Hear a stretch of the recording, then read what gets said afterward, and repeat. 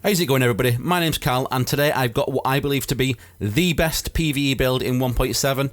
As I go through each of the gear pieces, I will mention one or two changes that I would like to make to this build, along with the weapon talents, the talents, and the skills that I use. If I could just ask before we get into the video, if you do like this content once you've watched all of it, I'm not going to ask you to give a thumbs up right now, but if you've watched all of the content and you think it's a good build, or you like what I have to say, or you appreciate this content, then please consider giving it a thumbs up. If you're new to the channel and you haven't subscribed before, then please consider subscribing. I do Division build videos, Division gameplay, Division tips, and I stream over almost daily on Twitch, and you can find me at Twitter too. I will leave links down in the description below. As you may know, YouTube is penalising us for having gun videos, weapon videos, war videos, anything along those lines. A lot of content creators' videos are getting demonetised. I'm not going to ask you for donations or Patreons or anything like that because at the moment I haven't been hit too bad.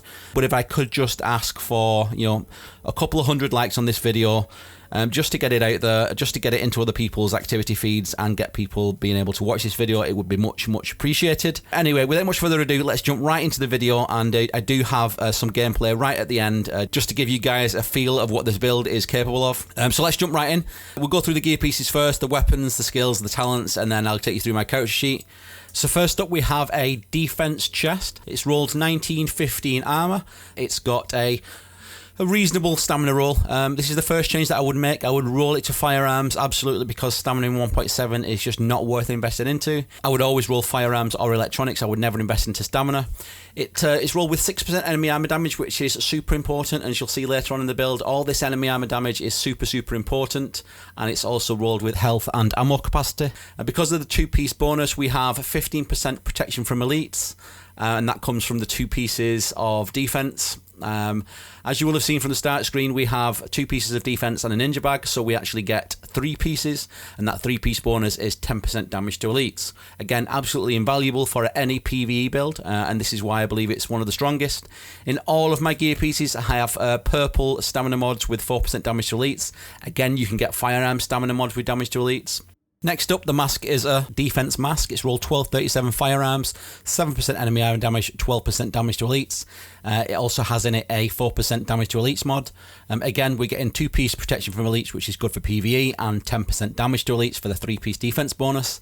The knee pads are striker knee pads, 1239 firearms, enemy armor damage at 4%, 13% damage to elites, and inside of that we have a 4% damage to elites mods.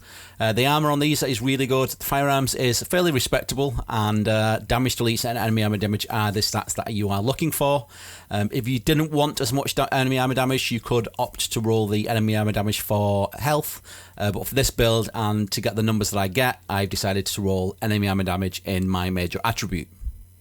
The gloves are striker gloves. They're rolled 980 armor, which again is fairly respectable. It's about 20 off max. 1249 firearms, enemy armor damage, crit chance, and assault rifle damage.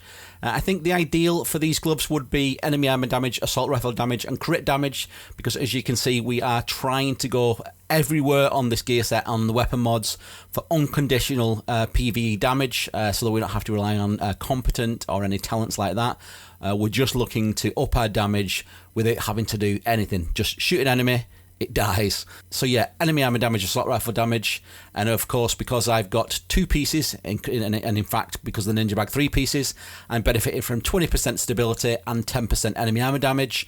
The stability becomes in really handy with this, because again, with all this raw unconditional damage, we are looking to land as many of our shots as possible, and the stability that I have on the 2-piece striker, as well as the grip that I also have on my lightweight M4, just makes me land so many shots, it's unreal. The final piece that I have is a holster of the Nomad. It's rolled 1257 firearms, 1250 stamina, 1249 electronics, and I've decided to roll this with reload speed. You could opt for health or maybe skill haste or another attribute. I decided to go reload speed on this just to buff up the reload speed. As you'll see from the character sheet, I like being able to get back into the fight, and obviously because I've got a NinjaBike backpack, I'm benefiting from the 2-piece bonus, which is 15% health on kill. Because of the low skill power, the health on kill becomes in really handy in PvE activities, and because I'm doing so much damage, I tend to get that health on kill quite reliably. I tend to be the one landing the final blow, and it comes in really handy when you're not running with a healer. If you're running with a healer, then obviously you could go with 2-piece of another gear piece bonus, but yeah, I really like the health on kill, certainly for solo activities. And finally, the piece that makes this build so strong is the NinjaBike backpack. It essentially allows me to run 2-piece defense, 2-piece striker and 1-piece nomad, and I will benefit from having 3-piece defense, 3-piece striker and 2-piece nomad. This NinjaBag rolls 1237 armor, 1268 firearms, and as you can see from the talent, slots in with any equipped gear set item to fulfill a requirement towards unlocking a gear set bonus, can unlock bonuses from multiple sets simultaneously, cannot unlock classified gear set bonuses. So as long as I'm not running a classified gear set, I benefit from being able to have many different combinations with many gear sets. Which makes, in my opinion, in 1.7, the NinjaBike Messenger Bag the piece to have. If you can farm it, get out there and farm it in the dirt zone, open world bosses, exotic caches, anywhere that you can find that it drops. Farm up one of these, roll it to firearms or electronics, make sure you've got the preferred major stat of your choice, maybe health or stability, and wherever possible, make sure that you can get ammo capacity as well. On my build, I've rolled 13,500 health and disrupt resistance. And like I said a little bit earlier, make sure if you can roll ammo capacity. The additional ammo capacity that you have on your chest and your backpack, in my opinion, is invaluable. When I have it rolled on my backpack and my chest piece, I very rarely have to restock. Inside of this, I've got a 4% damage to elite mod. And then in all my gear pieces, wherever I can put a prototype performance mod, I have 6% self-heal mods. Moving over to my weapons, I have a lightweight M4. It's rolled with 21% enemy armor damage, and with my firearms, it does 20.7k base damage. Talent-wise, I have it rolled with Destructive, Brutal and Ferocious. In my opinion, for this build, those are the 3 stats that you want for this build. Obviously, Destructive and Ferocious are going to give you an extra 10% and an extra 15% damage to elites and enemy armor damage, and Brutal is just going to raise your headshot damage. As you'll see when we run through the mods on the weapon, the mods are all geared towards headshot damage, so again, unconditional damage so long as we can land headshots, and that's where the 2-piece striker comes in really handy because of that stability. So in this weapon, we have a VX1 12-time scope that comes with 18.5% headshot damage, 3% crit hit chance, and 4% crit hit damage. We also have a Omega rifle suppressor, which comes with another 18.5% headshot damage, 4% crit damage, and crit chance. We have an angle grip with more stability. So I mentioned before about consistently landing shots will effectively up your DPS. If you're not hitting all your shots, then all this damage is pretty much going to waste. So I've opted for a stability grip on this. You could go with a crit hit damage grip or a reload speed or a optimal range grip. It's entirely up to you. I've gone with 13.5% stability. That reload speed on the grip and the holster makes sure that I can get back into combat as quickly as possible. I also have an extended magazine, 121% magazine size, 4% crit hit damage and 3% crit hit chance. Again, you could opt to go with reload speed or maybe rate of fire. The HEM 700 carbon that I tend to use when I'm fighting a ranged enemy has rolled with 168% headshot damage, 127k base damage with my firearms. It's also rolled with Destructive for enemy armor damage, and Brutal and Elevated for headshot damage and more damage when I can get above the enemy. You could maybe look at running Prepared instead of Elevated, then you wouldn't need to be above the enemy to take advantage of that extra damage, or you may want to run another talent, maybe Ferocious. It's entirely up to you. I would go certainly Brutal and Destructive and leave that third talent for you to decide. The mods for this weapon are, again, we're looking for headshot damage, so a VX1 scope, 18% headshot damage, 3% crit chance, 4% crit hit damage. We have an Omega rifle suppressor, again, headshot damage, optimal range and crit chance. You could opt to go with crit damage instead of optimal range. A little bit of optimal range never really hurts with a sniper, certainly for those more longer range missions. But yeah, I would probably go headshot, crit chance and crit damage as the ideal. I've got a crit damage grip, a little bit of accuracy and a little bit of stability. It goes a little bit towards helping make this weapon just a little bit more accurate. And then I have an extended mag with 118.5% magazine size, 3% crit chance and 4.5% reload speed. Again, the reload speed on the holster, a little bit of reload speed on the magazine, and we have quite a rapid reload with this sniper rifle. That's the build in its entirety. You know, as you can see, damage to elite mods everywhere, 6% first aid self-heal mods wherever you can, just to get your heals that little bit stronger, because we are severely lacking in skill power. As much help with our heals that we can get, the better. I'll take you over and we'll look at my skills. I'm running a overdose heal just to get as much heal as I can. I don't have skill power enough for the other ones, and I also have the recompact pulse. Again, just so I keep track on enemies, because as you will see from the gameplay coming up a little bit later on, If an enemy does flank you and you are running solo, it can be a little bit tricky, especially if it's an LMB who are dishing out so much damage. It can easily proc your survivor link.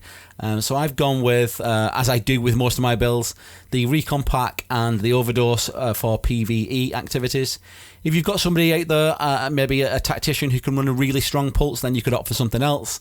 But for my activities and my playstyle, pulse and overdose are my go-to for these high DPS, low skill power builds. Talents, I've opted to go with precision on all of my PV builds. I can literally stand there in front of the tankiest enemy, headshot them to death in maybe a clip. So yeah, I always go one is none, even though it's a little bit bug still. On the move, so a little bit of damage resilience when I'm killing an enemy while moving, so an extra 15% incoming damage resilience I opt to go for every time.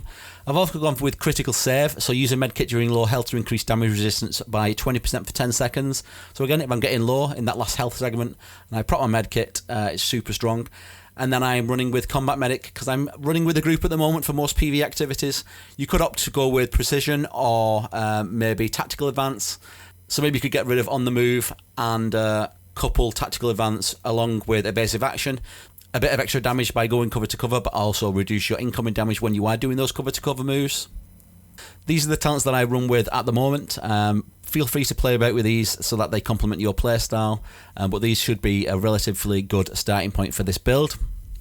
And then finally, we'll have a look at the character sheet. As you can see, this is where all the magic happens. Firearms, 7,000, just under 7,000. I would like that chest piece to be rolled to firearms, and that would be even higher, which would make my damage even higher. Stamina, 4,900. Again, like I said at the start of the video, not something I would look to invest into in electronics because this is a DPS build. Doesn't really matter. Weapon damage is at 20k. Critical hit chance for an AR is not too bad at 14.5%. Crit damage is really, really low at 41%. But considering we're going for unconditional damage, headshot damage is where it really shines. You know, we're at 124% headshot damage right now.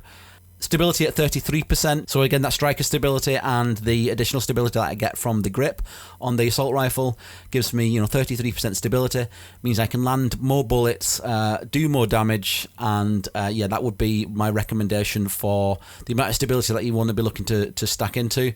You could go more on the backpack, but for what you need, in my opinion, 33% is more than enough. The reload speed bonus from the holster and the grip is 26%. So again, I'm reloading 26% faster than I normally would if I had no reload speed bonuses.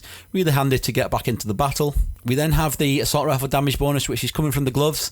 1,326. Can be a little bit higher, but that's fairly respectable. And then this is where we get into the proper meat of the build. 65% damage to elites. So most of the enemies that we face these days in incursions or challenging missions are elites. So doing an additional 65% damage and then an additional 70% enemy armor damage. This is what sets this build apart from other PvE builds. You are getting 15% health on kill with that too. So long as you're melting those enemies, and with these numbers, to be totally honest, you should be, you're getting 15% of your health back, which really helps compensate for the low skill power heals. Yeah, 65% damage to elites, 70% enemy armor damage, and that damage to elites could be even higher if you get some better rolls on your knee pads. But yeah, 65 and 70 and then 15% health on kill. These three stats alone are what make this build so strong and what sets it apart from other PvE builds, in my opinion. So if there's one thing you take away from this build, aim for as much enemy armor damage as you can, as much damage to elites as you can, and you cannot go wrong in any PvE activities. The rest of these stats, so my toughness, my armor, max health, these don't really come into play with this build. You've got more than enough health to tank a usual amount of bullets. Decent toughness, decent armor.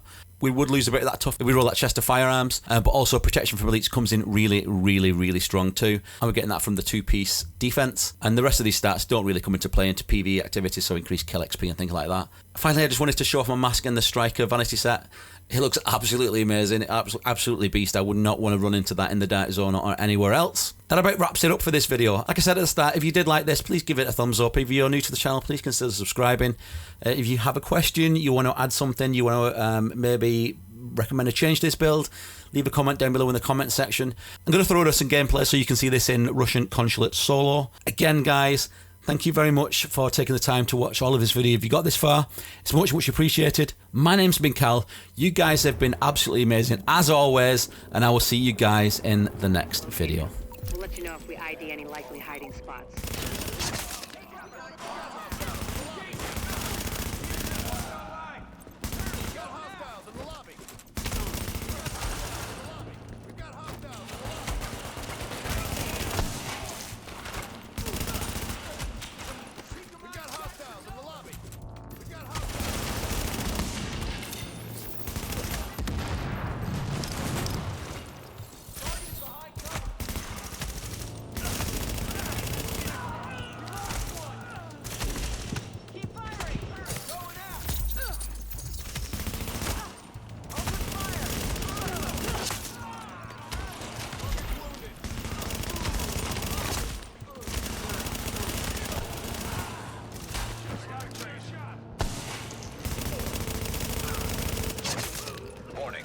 Hostiles inbound on your position.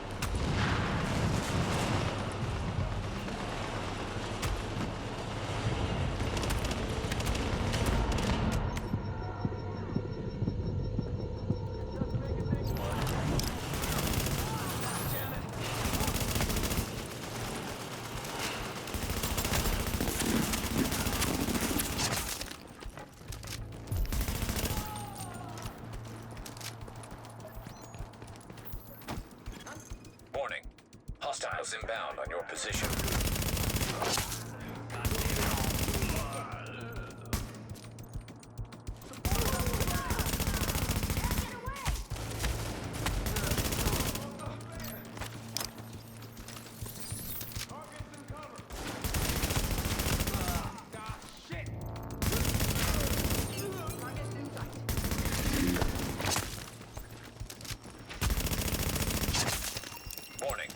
Hostiles inbound on your position.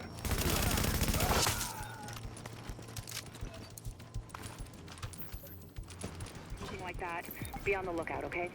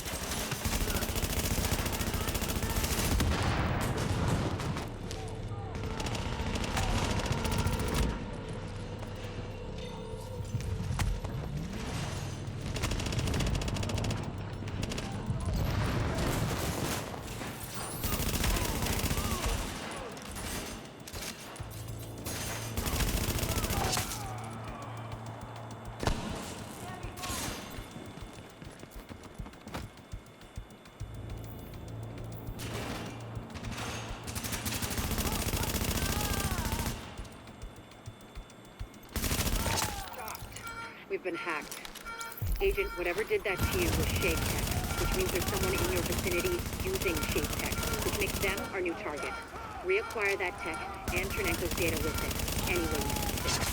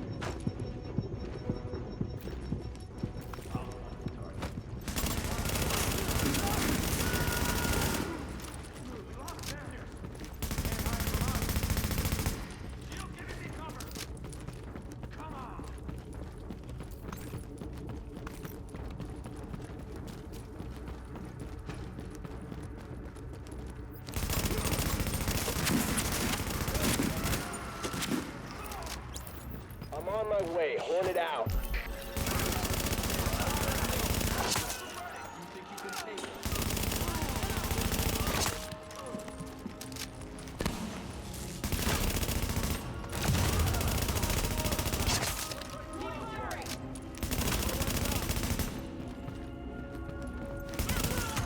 Warning. Hostiles inbound on your position.